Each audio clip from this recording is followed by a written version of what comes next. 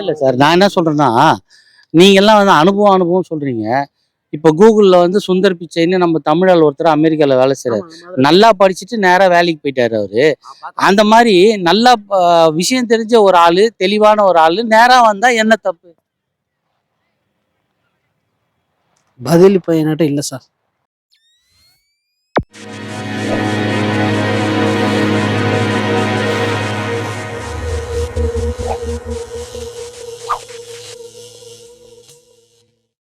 எங்களுக்கு மாதம் மாதம் 1000 ரூபா வர்றதுனால ஏதோ ஒரு செலவுக்கு யூஸ் ஆகுது. பிள்ளைங்களுக்கு திங்ஸ் வாங்கி தர்றதுக்கு அந்த மாதிரி. இப்போ 5000 போட்டதுனால ஏதோ ஒரு யூஸ்ஃபுல்லாக கிடைக்குது. இப்ப இந்த மாரி உங்களுக்கு நெறைய வந்து தமிழ்நாடு முதலமைச்சர் வந்து நெறைய உங்களுக்காக செய்றாரு மகளிர்களுக்காகலாம். இதையெல்லாம் நீங்க எப்படி பார்க்குறீங்க? எப்படி பார்க்குறோங்கன்னா, இன்னும் கொஞ்சம் பண்ணால் நல்லாயிருக்கும். இன்னும் மகளிருக்காக இன்னும் இன்னும் நிறைய சேவை செய்ய வேண்டியது இருக்குது. அதெல்லாம் எங்களுக்கு வர்றதில்ல. ஏதோ அந்த 1000 ரூபா மட்டும்தான் பயனடைகிறோங்க. மற்ற சலுகை எதுவும் எங்களுக்கு வந்து சேர்றதில்ல. என்னென்ன சலுகைகள்லாம் உங்களுக்கு வரல? அது சொன்னீங்கன்னா, அவர் காதுல விழுந்ததுன்னா உங்களுக்கு கிடைக்கிற மாரி பண்ணுவாரு. எங்களுக்கு வீடு இல்லாமல் இருந்துச்சு. அந்த வீடு திட்டம்லாம் நாங்கள் கேட்டோம். எங்களுக்கு யாரும் சரியாக எடுத்து பண்ணி தரல. நாங்களாம் கஷ்டப்பட்டு கடன் வாங்கி தான் பண்ணோம். இந்த மாதிரியெல்லாம் யாரும் தலைவர் சைட்லேருந்து இந்த மாதிரி எடுத்து பண்ணுறதுக்கு யாரும் ஆள் இல்லை. சரி. இப்போ வந்து நீங்க இப்போ வரப்போற எலக்ஷன் வருது. நீங்க யார் வந்தா நல்லா இருக்கும்னு நெனைக்கிறீங்க? விஜய் வந்தால் நல்லா இருக்கும்னு நினைக்கிறேன். அவர் எதுக்காக வரணும்னு நீங்க நெனைக்கிறீங்க? விஜய் வந்தால் எல்லாம் நல்லது பண்ணுவாங்கன்னு நாங்கள் நினைக்கிறோம் எங்கள் சைடில். அக்கா இப்போ 5000, 6000லாம் குடுத்தாங்க. இதெல்லாம் உங்களுக்கு வருதா? நீங்க என்ஜாய் பண்றீங்களா? இல்ல அண்ணா. நாங்க வாங்கல. ஆனா மத்தவங்க நெறைய பேர் வாங்குறாங்க. அது நல்ல விஷயம் தான். இருந்தாலும் இது போல நெறைய பேர் ரேஷன் கார்டு இல்லாதவங்க கஷ்டப்படுறாங்க, ஏழை மக்களு. இருந்தாலும் இது ரொம்ப நல்ல விஷயம். குடுக்கறது நல்ல விஷயம். நெறைய பேர் கஷ்டப்படுவாங்க இல்லைங்களா? இந்த ரூ. 1000 வந்ததுன்னா அவங்களுக்கு எதனா ஒரு வகையில உதவியா இருக்கும். நெறைய பேர் வீட்ல வந்து காசு குடுக்காதெல்லாம் நெறைய பேர் இருக்காங்க, கணவர்மார்கள். அந்த டைம்ல இது ரொம்ப யூஸ்ஃபுல்லா இருக்கு. இந்த காசு. உங்களுக்கு அந்த ரூ. 1000 வரலன்றீங்க. அதனால ஏதோ வருத்தப்படுறீங்களா? இல்லங்க. மத்தவங்க நல்லா இருக்காங்கல்ல. அது ஹாப்பி. எங்களுக்கு இல்ல மத்தவங்க நல்லா இருக்காங்கன்னா, அது அவங்களுக்கு தான் ஹாப்பி. உங்களுக்கு எப்படி ஹாப்பி ஆகும்? கொஞ்சம் கஷ்டம் இருக்கு. இருந்தாலும் நாங்க மத்தவங்க ஹாப்பியா இருந்தாலும் நாங்களும் தானே ஹாப்பியா இருக்கோம். சரி. மத்தவங்க இப்போ இன்னொரு 3 மாசத்துல எலக்ஷன் வருது. நீங்க யாரு தமிழ்நாட்ட ஆளணும்னு விரும்புறீங்க? ம். நான் சொல்றதுக்கு இல்ல. அப்ப என்ன தோணுதோ அப்ப நீங்க செஞ்சுக்கலாம். எப்படியும் ஒருத்தர் வாக்களிக்க போறீங்க. நீங்க தேர்ந்தெடுப்பீங்க. விஜய்.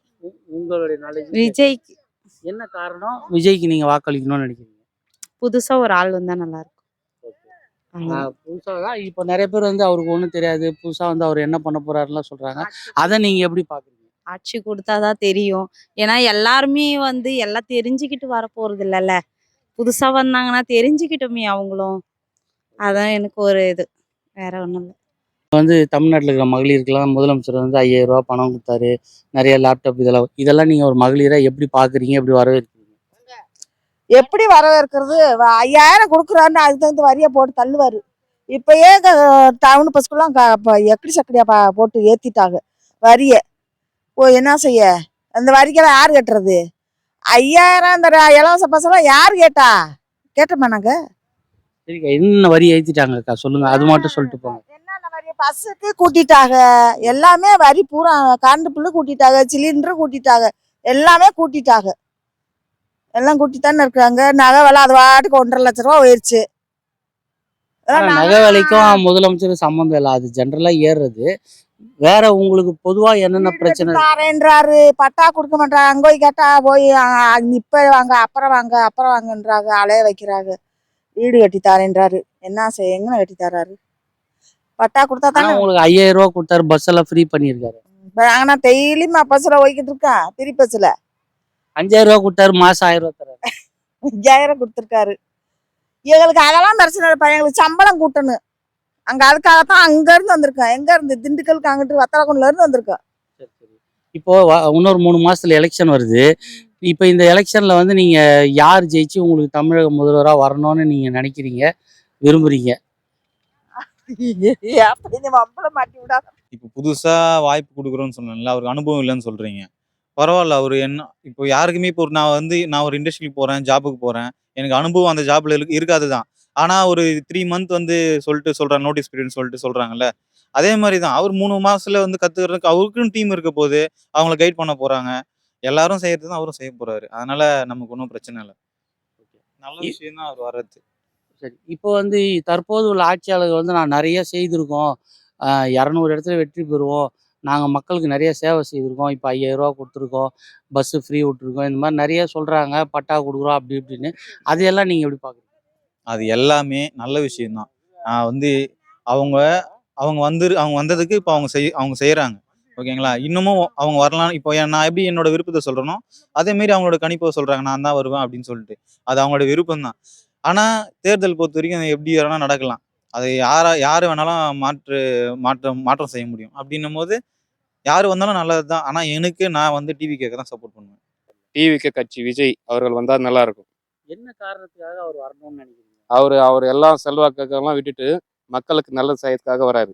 அவளை வர புதுசா வந்திருக்காரு. அவர் சரியா பண்ணுவாருன்னு நினைக்கிறீங்களா? எல்லாம் புதுசாக வரவங்க தானே, எல்லாம் கற்றுக்குன்னு வர்றாங்க. எல்லாம் நல்லது செய்வாங்க. இவரும் கண்டிப்பாக நல்லது செய்வார்.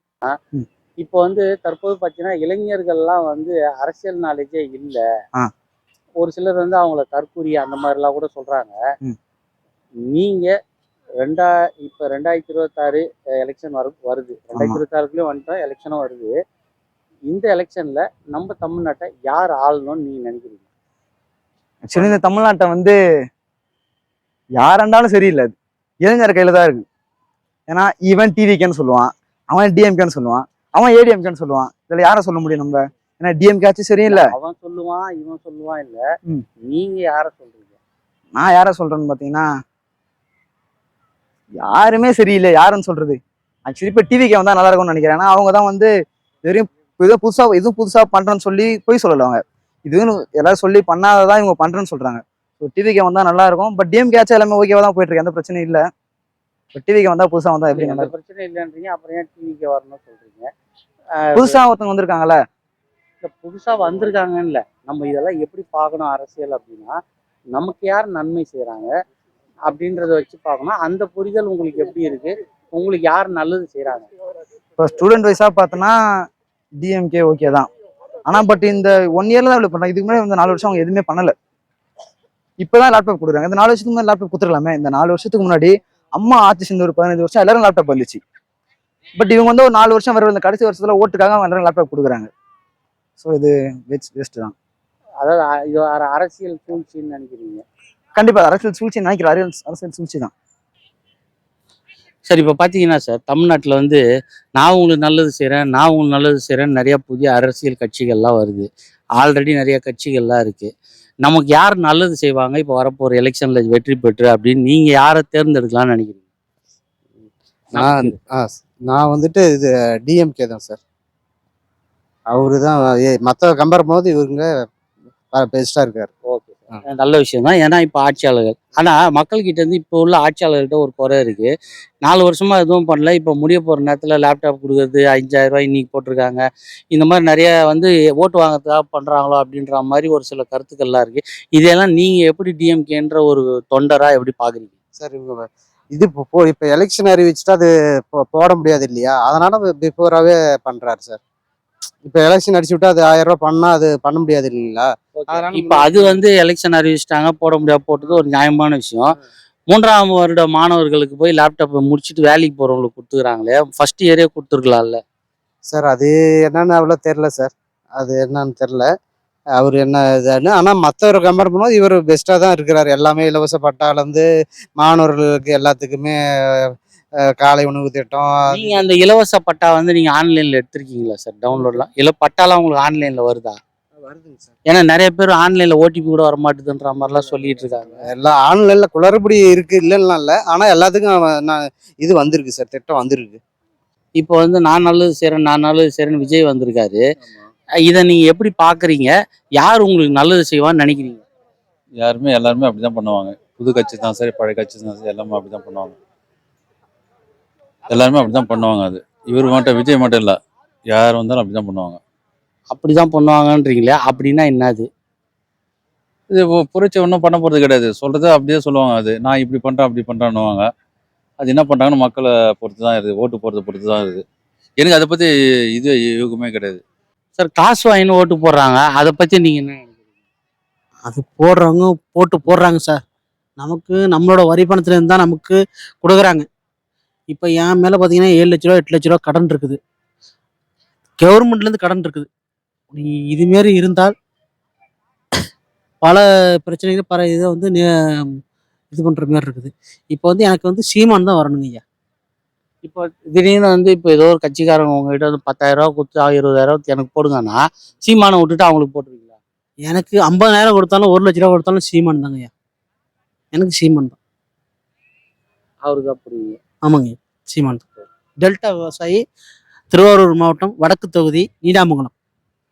விஜய் வேணாங்கிறதுக்கு வலுவா ஒரு 4 காரணம் சொல்லுங்க. விஜய் வேணாங்கிறதுக்காண்டி நான் சொல்ல வரலைங்கய்யா. விஜய்ன்றது வந்து பார்த்தீங்கன்னா அது வந்து செய்யணும்னு வர்றாப்புல. அடிப்படை தொண்டராக இருந்தவங்களே இன்னைக்கு வந்து எல்லாத்தையும் பண்ண முடியலைங்க. நீ இனிமேல் வந்து பண்ணுறது வந்து கொஞ்சம் சாத்தியம் தான், கொஞ்சம் சாத்தியப்படாது, கஷ்டம்தாங்க. அரசியல் வாழ்க்கையில் பயணிக்கணும்னா குறைஞ்சது தொண்டராகவே 25 வருஷம் பயணிக்குங்க. 25 வருஷம் பயணிச்சாலும் முழுசாக தெரிவது இல்லைங்க. 25 வருஷம்லாம் பயணிச்சா செத்து போயிடுவாங்களே, அப்புறம் எப்போதான் அவங்க அரசியலுக்கு வருது? 25 வருஷம் பயணிச்சாலும் அடிப்படையாக வரணும் இல்லைங்க. இப்போ ஒரு தொண்டர் இருக்காப்புல. இப்போ நான் எங்கள் அம்மா அப்பா கஷ்டப்பட்டு என்னை வளர்க்கும் போது அவங்க என்ன கஷ்டப்பட்டு வளர்த்தாங்க அப்படின்றது எனக்கு தெரியும். இல்லை சார், நான் என்ன சொல்றேன்னா, நீங்க எல்லாம் வந்து அனுபவம் சொல்றீங்க. இப்போ கூகுள்ல வந்து சுந்தர் பிச்சைன்னு நம்ம தமிழால் ஒருத்தர் அமெரிக்கால வேலை செய்றாரு. நல்லா படிச்சுட்டு நேரா வேலைக்கு போயிட்டாரு அவரு. அந்த மாதிரி நல்லா விஷயம் தெரிஞ்ச ஒரு ஆளு, தெளிவான ஒரு ஆளு நேரா வந்தா என்ன தப்பு? பதில் இப்போ என்கிட்ட இல்லை சார். சீமானம் வந்தால் நல்லா இருக்கு சார், தெளிவாக இருக்கு சார் அரசியல்.